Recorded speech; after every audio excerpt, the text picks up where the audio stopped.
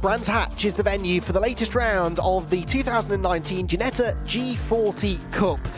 This always exciting championship for identical Ginetta G40 Cup cars had a very entertaining race yesterday afternoon, which was won by Chris Salkeld, and there was drama for the points leader as well, Rob Keogh.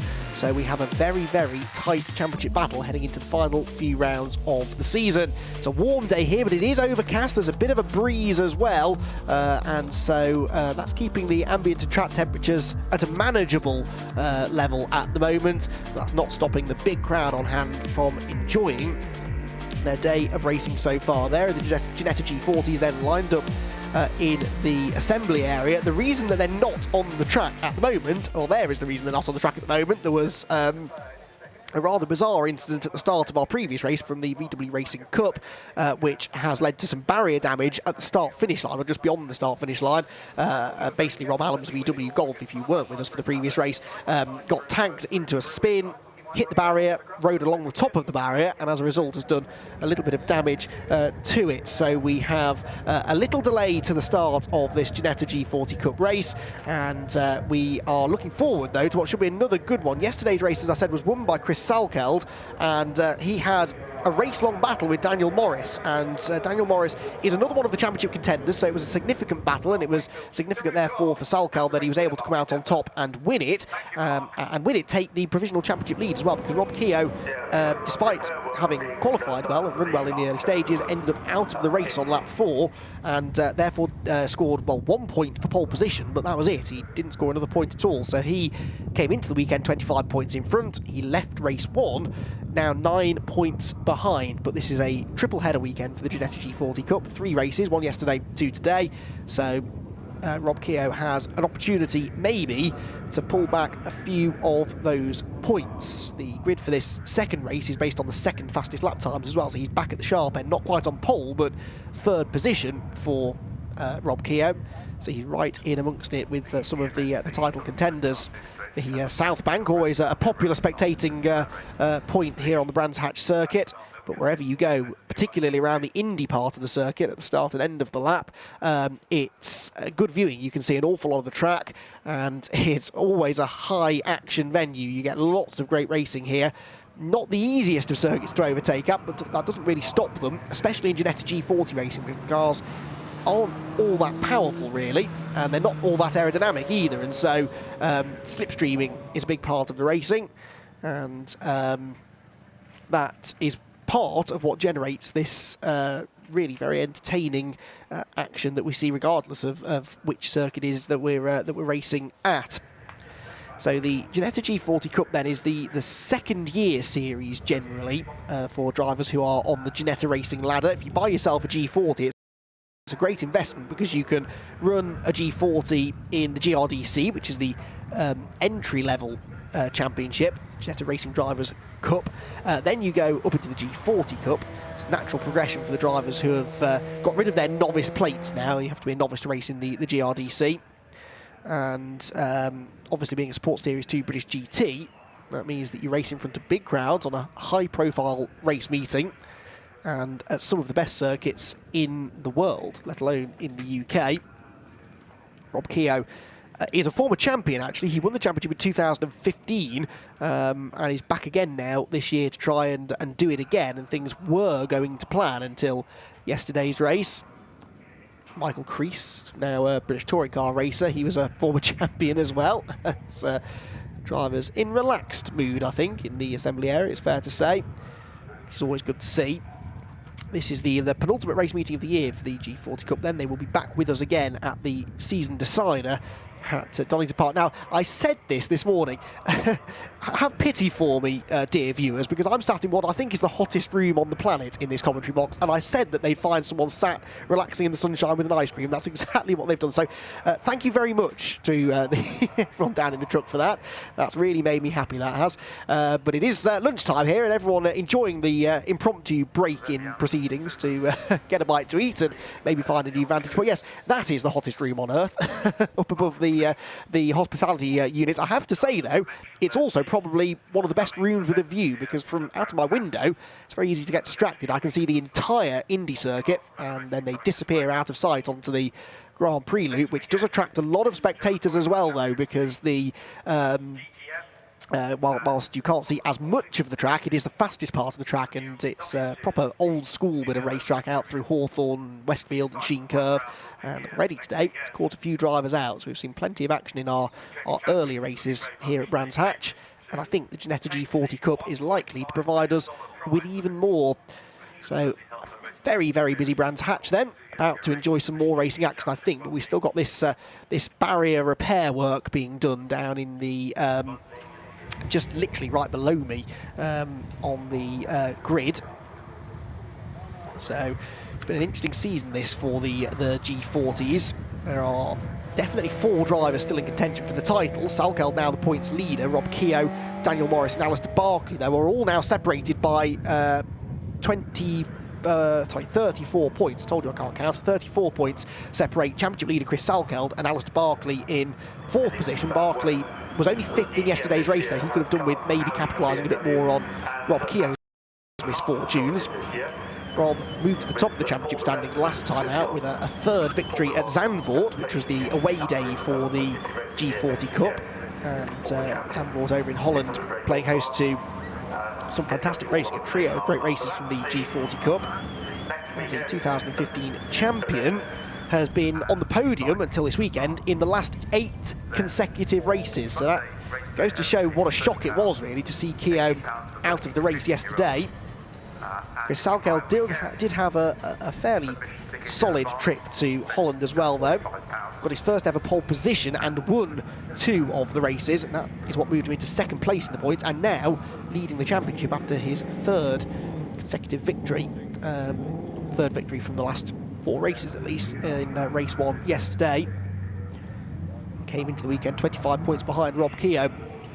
Daniel Morris also had a hat-trick of podiums last time out at Zandvoort to continue his championship challenge, and he got his maiden victory back at Snetterton earlier on this year.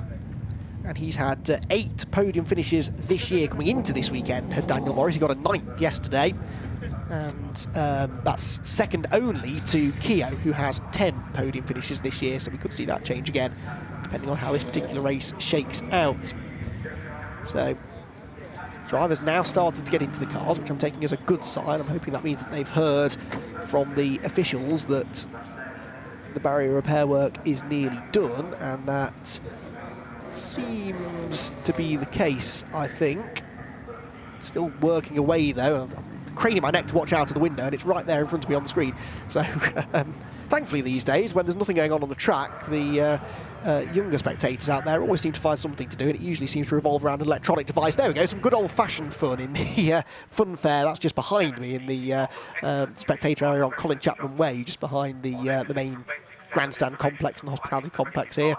And one of the great things about these British GT meetings is it's a proper event. It's not just about the racing on the track, although that certainly is the real highlight, but there is plenty to see and do. There's some fantastic car displays, which no doubt I won't get the chance to go and look at, but there are some great driving displays. That I'm not quite so keen to have a go at, I must admit. That explains the screaming I can hear outside of the, the commentary box door. It's making me dizzy just looking at it, actually, so no, I think I'll stay away from that. But yeah, I wouldn't mind having a wander around some of the car displays we've got here at Brands Hatch, because there is some stunning machinery on show, and British GT Championship continuing to attract more and more spectators these days as well, and so it's support categories like this one benefiting from that as well. And that's important for these drivers because they're all in the relatively early stages, or most of them are in their relatively early stages of their racing career, and a lot of them do want to make a career out of this, racing in sports and GT cars in particular. And racing on a big stage like this makes finding sponsorship a little bit easier. It makes you know, if you start winning at this sort of level, you're more likely to be noticed. That's always concerning when the pole-sitting car's bonnet is opened just minutes before being released onto the grid. But yeah, if you can win on this sort of a stage, that will do wonders for your career. One of the great things, though, about this G40 Ginetta is that it's been used as a stepping stone by drivers who have gone on to have careers in all different walks of motorsport, really. We've seen GT and sports car races come through the Ginetta programme, touring car stars as well, and the vast majority of them at some point have driven one of these Ginetta G40s in one of the many championships there are out there. Even if you're a real youngster between the ages of 14 and 16, Ginetta has its junior championship, which is in action at Snetterton this weekend. And that Jaffa cakes and a cup of tea, that sounds good right now. But yes, the Ginetta G40. I wish they'd stop showing me food and drink. It's lunchtime, yes, we get it. We're all hungry. There we go, that's more like it. That is a room with a view, isn't it? That's just one of many fantastic cars, not even on display. That's just someone who's come along to enjoy some racing in his Lotus, and why not? And the South Bank is a good place to park, because you can actually see the track from your car. So if we do get any inclement weather, which we're hoping we won't, but if we do, then you can take refuge within your car and still enjoy the racing action. So one or two taking the chance for a bit of a midday nap. That's fair enough, but I think they'll be woken up very shortly, hopefully, by the sound of Ginetta engines revving, because as we saw, the activity in the assembly area is leading me to suggest that we're not a million miles away from getting racing done, although the JCB is still in action, I can see, down on the pit straight below me. So no racing for the foreseeable.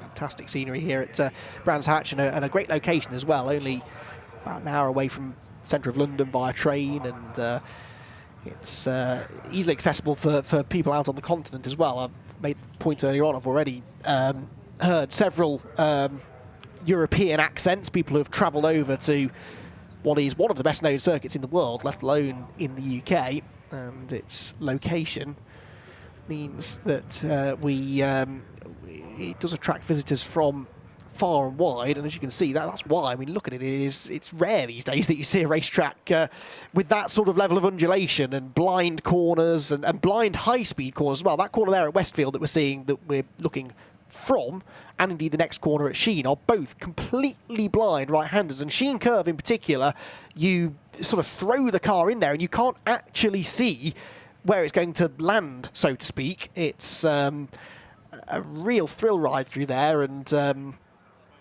hard to overtake, but fantastic to drive, and it does create good racing in that it's such a momentum circuit that if one driver starts to defend and bottles the whole field up, then that can lead to fireworks quite often. And the Grand Prix element of the track is just a phenomenal bit of racetrack.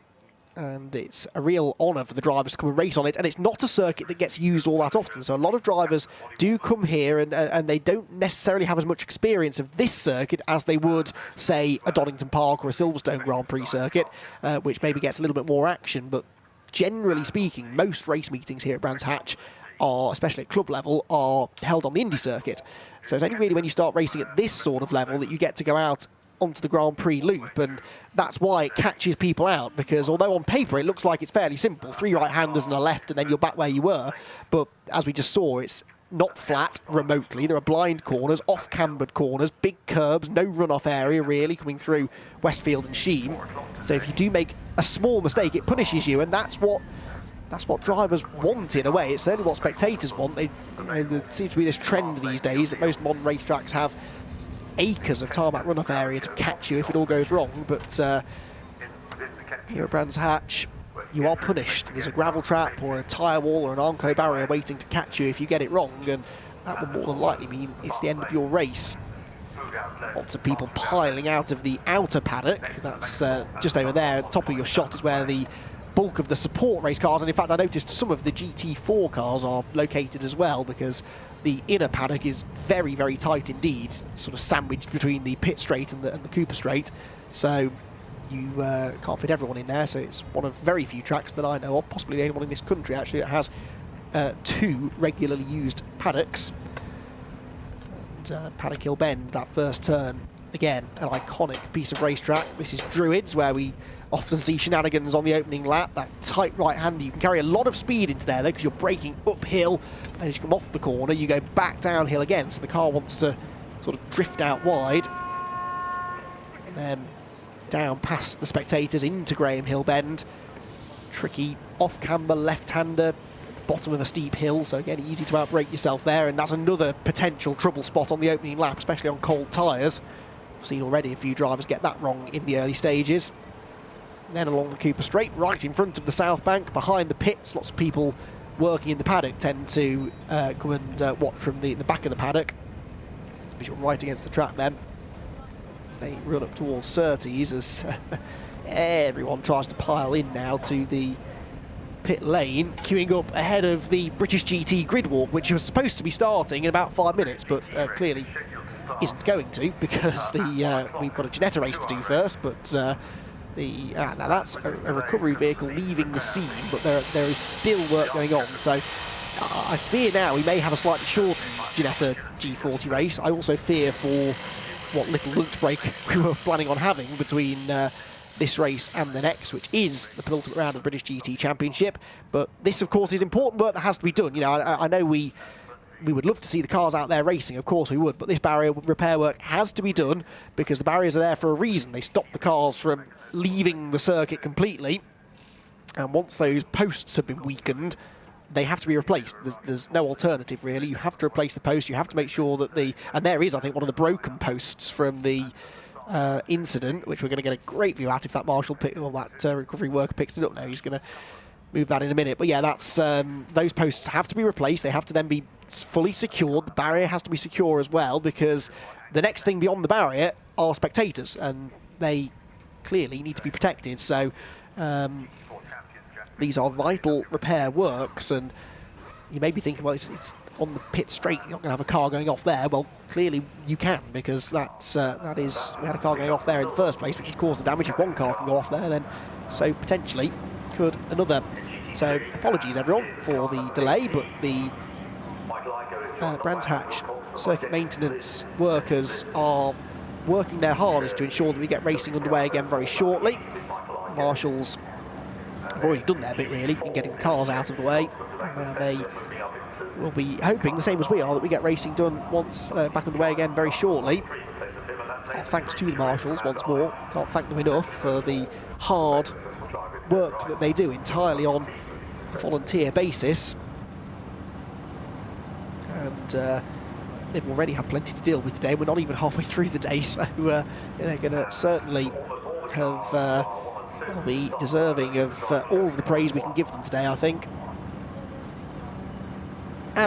Cars are moving to where are they going, though? Onto the grid? Yes, they are. So cars are coming out onto the grid. So clearly we're not that far away from, I think they're working on the last of the Armco barrier posts now down below us. So they'll move the broken ones out of the way, and there they are. And just throw them to the other side of the barrier. They're not needed anymore. So cars then starting to grid up. We're still showing 15 minutes on the clock, which in theory we can squeeze in, hopefully. We've got a green flag lap to do first, though, of course, so until we actually get any racing done, they'll have to do one lap at slow speed to try and get some heat into the tyres and have a look at what the track conditions are like now. They may well have changed since the last time these drivers were out on track yesterday. But this is good work by the officials and Motorsport Vision Racing, who are organising the meeting. It's they do like to try and keep things moving, so they might as well grid the cars up. There's no point having them sat in assembly. If they grid them up, then as soon as the track is clear, they can get the race underway. And it will be the number 11 car of Chris Salkel, yesterday's winner, on pole. There's Rob Keogh. Thumbs up. Looks like he's in good spirits, despite yesterday's race not really going to plan. There's Roy Alderslade in the number 7 car. He is the leading Chairman's Cup contender on the grid in this race. And there we go, the recovery vehicle's out of the way, and racing can once again resume then. So great work there by the circuit maintenance workers to get that barrier repair work done and allow us to get our Ginetta G40 Cup race underway, which will happen very shortly. The back of the grid has now been formed. Marshals are vacating the scene. And Keogh still with his door open. I thought it was Marshall leaning in. He's got the door open, and as of a few drivers, because it is getting mighty warm in those cars, I would imagine. Some of them will close them right at the last second, as late as they dare. Try and keep the cars as cool as possible. It may only be a 15-minute race, but it's so hot and humid today at Brands Hatch that it will start to sweat rather inside the cars, and that of course can impair your performance. So just waiting for the go-ahead then to release the cars onto the green flag lap, and we will then be good to go racing with Chris Salkeld and Alistair Barkley on the front row of the grid. Barkley fourth in the points, remember, so he's the one that really could do with a win now, having only managed to finish fifth yesterday as well. Daniel Morris will line up fourth, the runner-up in yesterday's race as well. The side of Chris Salkeld's car doesn't look particularly in showroom condition, does it? But it's clearly going quickly this weekend nonetheless. So green flag wave then, onto the green flag lap they go. And a chance to have a look through our grid as well as they make their way around, and they have a chance to have a look at the track conditions, see what's what, where the grip is, and after this we will be racing for apparently still 15 minutes, so we're not going to lose any racing by the looks of it, which is good news. And the cars weave from side to side to try and get those tyres up to full temperature, and the brakes as well. It's important to have the brakes up to temperature. Clearly you need to be able to stop the car into that first corner. Right, here's how they will line up then. Chris Salkeld, this grid, by the way, based on the second fastest lap times qualifying yesterday. So Salkeld on pole position with Alistair Barkley alongside him. Rob Keogh third on the grid, in need of a good result to try and reclaim the championship lead, whilst Daniel Morris will be alongside him on row 2. Jimmy Thompson was fourth yesterday, lines up fifth on the grid today, with Roy Alderslade, the leading Chairman's Cup driver, in sixth. Seventh on the grid, sharing fourth row, Mike West sharing it with Martin Wills, another couple of Chairman's Cup drivers. In fact, the next few rows are all Chairman's Cup drivers. Lee Goldsmith and Julian Watling on the fifth row are. So too Ian Duggan and Gary Wager, who share the sixth row of the grid. Then it's Bill Forbes with Robin Grimwood alongside him on row number 7. Robin Grimwood, another Cup driver, and Daniel Smith and Mark Lee. Sean Fleming and John Wall are on row 9 together, and then right at the back of the grid will be Charlotte Birch and Andy Marshall. So 20 cars then set to do battle. I think they're all out there. 21 apparently. Craig Cornick, not on my grid sheet, but Craig Cornick, oh yes he is, so he didn't set a time in qualifying, so Craig Cornick may be there, but I think the last car in line was the number 16 of Andy Marshall. I don't think I saw the 32 there at the back, so we may just have the 20 started, it may be 21. I'll figure that out for you in due course. So through towards the end of the green flag lap then, the drivers come, and 15 minutes of racing then. Can Rob Keogh beat Chris Salkeld again? If he can, he's got every chance of taking this points lead back. He scored 35 points for a win, plus a bonus point for setting the fastest lap as well, which Daniel Morris was able to set yesterday. So if Salkeld can win the race, then I think he'd need Salkeld to finish third or lower, is my calculation, for Keogh to go back in front. But still plenty of racing to do. 5 more races left this year, 2 today and another 3 at Donington Park in September, so they will be very much thinking about the points, but with it being as tight as it is, it could still go any one of 4 ways realistically. So the cars lining up then on the grid. Salkeld on the left, Alistair Barkley on the right in the all-white car. The orange and black car is Rob Keogh. The white and blue is Daniel Morris. There they are, sharing the second row together.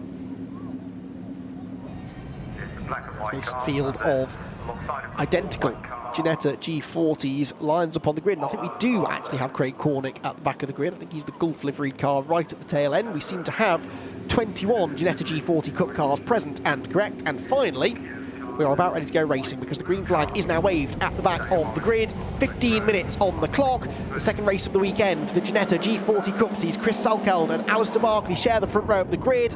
The red lights go out, away they go. Oh, no they don't, hang on, what's going on? The lights went out and now they go. That was a bizarre start. I don't know what was going on there. Anyway, off they go towards the first corner, and it is going to be, I think, possibly Barkley from the outside of row 1 that snatches the race lead. Yes, he does. And Rob Keogh trying to come around the outside as well into second position. Can he go through? Don't think he will. Still side by side with Salkel though, but Barkley making the perfect start from the outside of row number 1 leads them into Druids for the first time. Salkel second, and Keogh gets elbowed out wide there by Daniel Morris and will lose 4th place as a result to, I think that is Jimmy Thompson that's gone through. No, it's Roy Alderslade, I think, has gone through into 4th position from 6th on the grid. Side-by-side action further back through Graham Hill Bend, always the case, always risky on cold tyres. That was not the start that Rob Keogh wanted. Started 3rd, ends up 5th halfway around the first lap. Through the left-hander, Surtees on, there's a spin and a couple of cars off, and the car that's gone around is the number 14 machine, and it's now stranded in the middle of the road. That's Daniel Smith. There was another car that exited stage right trying to avoid him, and we're side by side for the race lead as Chris Salkel is back up the inside of Alistair Barkley into Hawthorne and goes back ahead. So Salkel back into the lead. This is exactly what we saw from Salkel and Daniel Morris yesterday, and that's Daniel Morris now joining in the fun as well. Gets up the inside of Barkley and moves into second place at Westfield. Rob Keogh now tries to take advantage of the lost momentum. He's up the inside of Alistair Barkley as well, and Alistair Barkley is thinking, hang on a minute, 3 corners ago I was leading this thing and now I'm off the podium. But that's how quickly things can change in Ginetta G40 racing. This is why we love watching these cars do battle, because the racing is always really close and really, really entertaining. It was definitely an entertaining first lap, a bit too entertaining for a couple of drivers. It looks as though Daniel Smith's continued, but the car that took avoiding action, I can see out of the window, has not. So we will be missing 1 car at the end of the opening lap, but at the head of the field, no doubt about it, it's Chris Salkel that leads then. 2nd place is Daniel Morris, 3rd place Rob Keogh, 4th for Alistair Barkley, and then 5th position for Roy Alderslade, the leading Chairman's Cup driver. 6th position and 2nd in the Chairman's Cup is number 44 Martin Wills. Oh, Salkel a bit wide into the gravel there out of paddock. Race leader was actually about 3.5 tenths clear at the start of the lap. Now he's about half a car length ahead as they head out of Druids Corner. Top 3 cars absolutely nose to tail as they drop down the hill into Graham Hill Bend for the 2nd time. Lots of curb used on the apex. That really unsettles the car though, and the neater of the 3 drivers through the corner was Rob Keogh in 3rd, and so he gets the quicker exit. But there are yellow flags at Surtees because of the stricken car of Robin Grimwood, and there he is. He was the car that didn't come through at the end of the opening lap, so he was the man that got involved in that spin with Daniel Smith and ended up out of the race. Smith has rejoined, but down in 20th and some 18 seconds behind the back of the pack. So leaders then couldn't overtake at Surtees, but they very much can now that they're back onto the Grand Prix circuit, and Rob Keogh is setting about trying to get past Daniel Morris. Daniel Morris will have to defend into Westfield, but so too will Chris Salkel. But there's a gap on the inside. Does Morris force the issue? No, he doesn't. But they will both be slow off the corner now. So Rob Keogh gets up the inside for 2nd place, and he might be about to go for the lead. No, the door is slammed in his face, but he does gain 1 position out of all of that. And that was a great example there of how if you start defending through the back part of the circuit, it's such a high-speed momentum sequence of corners. Once you lose that momentum, the cars behind get such a run on you. And that was Rob Keogh playing that perfectly to move into 2nd place. Barkley and Alderslade, they're back with them again now, so it's almost, and in fact, so too is Martin Wills, so it's almost a 6-car train for the lead now as they head across the start-finish line. In fact, it is, they are all together now. Across the line they go. Keogh, though, already starting to apply the pressure to Chris Salkel. Into Paddock Hill Bend they go. These are the top 2 drivers in the championship. Salkel with the 9-point advantage coming into this race, but Keogh's got a good run. Salkel again was a bit sluggish off Paddock Hill Bend, so Keogh goes to the outside under braking for Druids. Does that leave the door open for Daniel Morris to sneak through on the inside? Though it might do. And on the exit, yes, he is alongside, but oh, they lean on each other coming off the corner. But Keogh had the inside line for Graham Hill Bend anyway, so there was no real need to force the issue. He does seem good, though, through Paddock and through Graham Hill Bend. He had another good exit there, forces Salkel to defend down the middle of the road. He doesn't dive out of line into Surtees, but Alistair Barkley tries to. And meanwhile, the 7th placed car, Jimmy Thompson, is also catching this group because he's just set the fastest lap of the race. So, as if this wasn't entertaining enough, the white car there, number 38, sorry, is starting to buy into this battle as well. Down the hill then, into Hawthorns they go. Salkel the leader, still just from Rob Keogh, who couldn't be any closer. In fact, I think he did make contact with the race leader. And again, they hold each other up to the point that Daniel Morris is able to take advantage and gets back up the inside of Keogh for second at Westfield. Wheel to wheel, it's hard to avoid contact here. And Alistair Barkley sees his opportunity, goes up the inside of both of them and goes from fourth to second in another prime example of how key momentum is through that part of the circuit. The two cars in front ran side by side. Barkley was quicker off the corner than both of them, and it was a relatively easy pass because they were so preoccupied with watching each other that they left the door wide open for Barkley, who slips through into second place. So Alistair Barkley then is through. He's on the top 4 drivers in the championship as well, remember, so each positional change is having a real significant effect on the championship battle. This is fantastic stuff as they come through to end the 3rd lap of the race.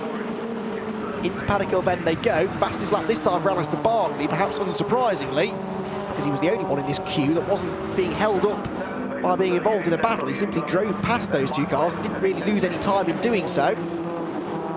Daniel Morris still 3rd, despite having found a way past Rob Keogh. Nothing more frustrating as a racing driver than gaining a position and then immediately losing one to a different driver, because you've done the hard bit of getting past the driver you were racing with, but then you've ended up losing ground and you're back where you started, really.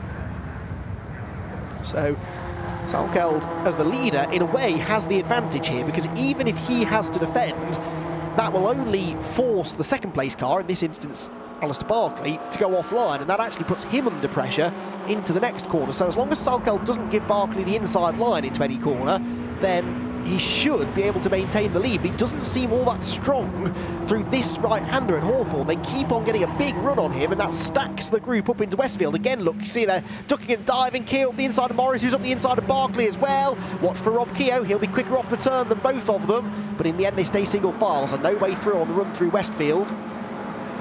To Hawthorne they go, over the curb. Try not to run too wide on the entry or the exit, because you can get a wheel on the grass and end up pointing the wrong way very quickly.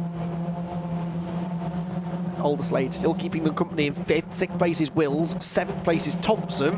Don't forget that Alderslade and Wills, 5th and 6th places, are the top 2 in the Chairman's Cup as well.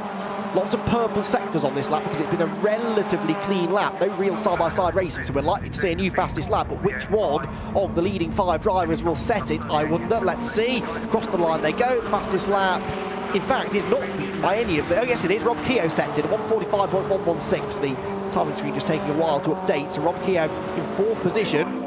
1:45.1 is worth a bonus championship point. Given the fact that he's currently behind all of his championship rivals, that point will be well received. Oh, that's exactly what I said you shouldn't do at Sheen Curve. That's Craig Cornick. So confirmation, first of all, that he is in the race then. I thought he might have been missing, but he is out there. But did well, actually, to save that and not get beached in the gravel. That was at Sheen Curve. But if you get a wheel on the grass, then you're usually going to find yourself out of the race. So he was a lucky boy there. Drove the car well to get it back on the road and possibly only lost 1 position. In fact, I don't think he lost any position. No, he stayed in 12th place, and that's a good drive from Cornick because he started 21st. He's up into 12th place already, and there has only been 1 retirement, so he's done most of that overtaking all by himself. So back with the lead group then, back through Hawthorne again. Salkeld not very quick.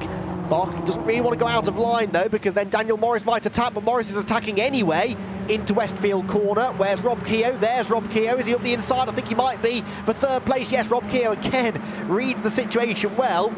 It seems to be the car that's 3rd in line that loses out in that situation, isn't it? Unless they can actually make the move for 2nd stick. If they come out of the corner side by side still, it's likely to be that car that ends up slower off the turn and vulnerable to attack then. So Keogh through. Alderslade in 5th has just set the fastest middle sector of anybody else and the personal best in the 1st sector, so he might be about to nick the fastest lap point away from championship contender Rob Keogh. Alderslade is not a championship contender in the overall championship, but he is the leader of the Chairman's Cup by a fairly handsome margin. In the end, though, it's actually Keogh that goes quicker still, and now he sees Alistair Barkley run out wide in front of him, so Keogh's going to have a go for 2nd place now. Goes to the outside into Druitt's corner. This is risky, though, because Daniel Morris will surely go to the inside, which he does. We've been here before with these two running side by side out of Druitt's corner. This time around, they avoid trading any paint for the time being, and Keogh has the inside again for Graham Hillen. That was very close as he closed the door going into the corner. He's a bit sideways off the turn, though. And so Alistair Barkley gets a bit of a reprieve now. However, the defensive driving that Barkley's doing now. They're all out wide over the curbs and the grass as well. But that defensive driving is just, oh, big accident. Oh, it's the recticel barriers that Roy Alderslade has collected. I thought for a moment there was a car upside down, but he's absolutely annihilated the recticel barriers coming out of Surtees. And Roy Alderslade from 5th position is sadly no longer a part of this battle, but actually those recticel barriers doing their job, absorbing the impact, and he's been able to rejoin with barely a scratch on the car. It looked a bit more dramatic, I think, than it was. We saw the leaders, or the second place battle, all running wide through there. It's easily done. Track sort of flattens out on the exit of the corner. Easy to understeer wide, and there's virtually no run-off area either there. Daniel Morris leaving no room for error as he came out of Sheen Curve there. Fastest middle sector of anyone, though, for Barkley. He's already started to catch back up to the race leader, Chris Salkeld. Hopefully the marshals will be able to move those barriers out of the way by the time the leaders next get around. They've got a bit of time to do it. The leaders are only at clearways now, so they've got another minute maybe, some 45 seconds to clear the track. Across the line we go then. The lead gap was 3/4 of a second. It is now less than half a second as Alistair Barkley in second sets the new fastest lap, 1:44.666. That means the bonus point is going to him. And look at the way that he's raced away from Rob Keogh. So Barkley seems to be the fastest in this group. It's just he can't get to the front of it. If he could ever clear the race leader Chris Salkeld, Barkley might have half a chance of pulling away, or at least maintaining the lead. Marshals being told they have to get out of the way now, but they've at least cleared the track, so good work there by the marshals, and they've done that in the nick of time because the leaders are now heading into Surtees corner, and as they turn through the left-hander, they will find, hopefully, a clear track in front of them. Yes, they do, so we can continue racing with no need for a safety car or yellow flags at Surtees, which is good news. Right, first sector is purple for Salkeld, but then Barkley goes even quicker than him, albeit by about 0.02 of a second. It's through the middle part of the lap that Salkeld seems a bit weaker, so will Barkley be able to get back within striking range again by the end of this lap? I think he probably will, and we should have time for 2 more laps after this one as well, so it's looking like being a 9-lapper, because we're on lap 7 now. It was 9 laps yesterday as well, so that's about right. Barkley's definitely caught Salkeld through the middle sector on this lap. Is it a purple middle sector, I wonder, for the second place man? No, but it is for Daniel Morris in 4th. Briefly, Rob Keogh in 3rd had the fastest middle sector, but then Morris went fractionally quicker, 10th and a half or so. Top 4 as one again now as they re-emerge into sight through clearways back along the pit straight. 2.5 minutes left, so yep, 2 laps to go. And Chris Salkeld is going to have to get his elbows out here, I think, if he wants to maintain this race lead. Alistair Barkley, I fear though, may have had his best chance because he had that lap where Keogh wasn't right with him, that maybe he could have attacked, but he never really was able to get close enough, and now Keogh is back on his tail. He's once again, Alistair Barkley, going to have one eye on the mirror and one eye out of the windscreen, and that's not really the optimal situation for putting in a full attack. Morris, by the way, has now taken the fastest lap, 44.147. So Daniel Morris there, the 4th place car, now nabs the bonus point, but then on this lap Chris Salkeld is faster than anyone else has been in the first sector, so it just keeps on chopping and changing. By the lap, this fastest lap is being traded, and the significance of that is that it's worth 1 championship point, and it's always easier to get that championship point, it would seem, than it is to gain championship points by overtaking, so it's well worth having that fastest lap if you can get it. Through Hawthorne, Barkley now the one that seems to be struggling through that corner because Rob Keogh is looking to the inside into Westfield corner. He's late on the brakes. Keep an eye on Daniel Morris though. The 4th car in line might be about to get 2 places in one again. He's done this once already in this race. He gets 1 spot, but he won't quite, I don't think, be able to complete the manoeuvre on Rob Keogh, but he is back into 3rd, and Alistair Barkley finds himself from 2nd to 4th once again. That was a good example of how you make that move stick into Westfield. It's always going to be a bit of a block pass, but if you can get your toes in front by the apex, you should be able to finish the manoeuvre on the exit.